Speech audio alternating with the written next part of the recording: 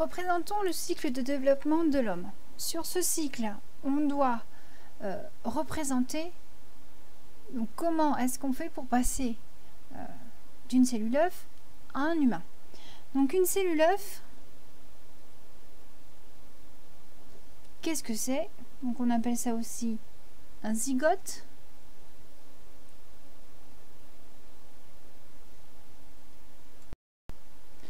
La cellule œuf est une cellule à 2n égale 46.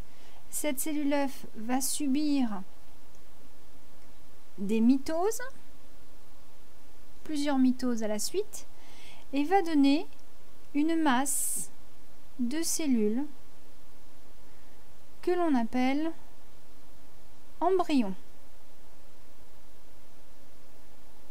Cette masse de cellules a toujours 2n égale 46.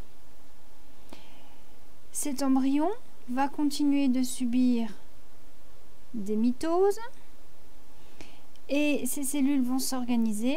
On va obtenir la formation.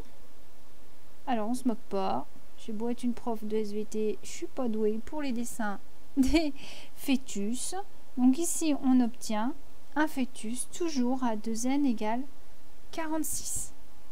Et ce fœtus va subir encore des mitoses, ça va lui permettre de grandir, de finir sa croissance, et ça va nous donner un gentil petit chieur. Pardon. Un gentil petit bébé qui va pleurer tout le temps, qui est toujours à 2n égale 46. Vous savez, quand votre petit frère ou votre petite sœur est né et que vous râliez tout le temps parce qu'il pleurait tout le temps. Bon, bah votre petit frère, votre petite sœur, il est né à 2n égale 46 et il a grandi depuis le temps. Donc, si c'est un mec, eh ben, il a continué de subir des mitoses pour produire des cellules. On appelle ça communément la croissance. Et ça a fini par donner un garçon. Un mec. Toujours 2n égale 46. Si c'est une petite sœur, toujours mitose, donc croissance. Et ça va donner une femme adulte. Tac, toujours à 2n égale 46. Donc les symboles, le miroir de Vénus, la déesse de la beauté, et le bouclier et la flèche de Mars, le dieu de la guerre. Donc ici, on a deux individus qui maintenant sont matures sexuellement, qui ont donc des cellules de la lignée germinale, c'est-à-dire des cellules d'ovaire à 2n égale 46. Ces cellules vont subir cette fois une méiose pour donner une cellule germinale qu'on appelle ovule qui, elle, est à n égale 23. Chez les garçons, pareil, les cellules de la lignée germinale qui sont des cellules de testicules sont toujours à 2n égale 46.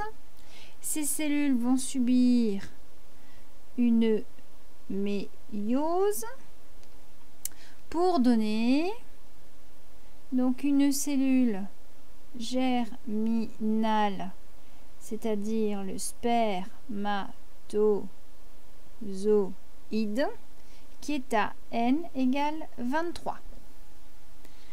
Et bon, alors on oublie le frère, que ce soit vos frères et sœurs. Hop, on parle d'un individu mâle et d'un individu femelle. On a donc un spermatozoïde qui apporte n égale 23, un ovule qui apporte n égale 23. Et on va réunifier les deux, ça s'appelle la fécondation. Donc on a n égale 23 plus n égale 23, ça nous donne une cellule œuf à 2n égale 46. Donc dans un cycle de vie, on a une phase que je vais représenter en rose. Donc toute cette durée-là, c'est la phase dite haploïde.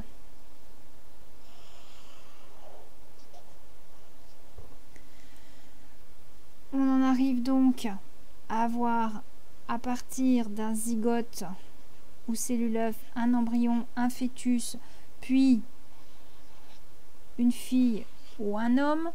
Chez eux, une lignée particulière, la lignée germinale. Donc toute cette phase-là, on est en phase. Je vous ai dit quoi tout à l'heure? Haploïde? Oh, la grosse bêtise. Diploïde. 10 pour 2. 2 N. Oh là là. Les profs, ça doit prendre des vacances. Phase diploïde. Voilà. Et on a, le reste du temps, une phase dite haploïde.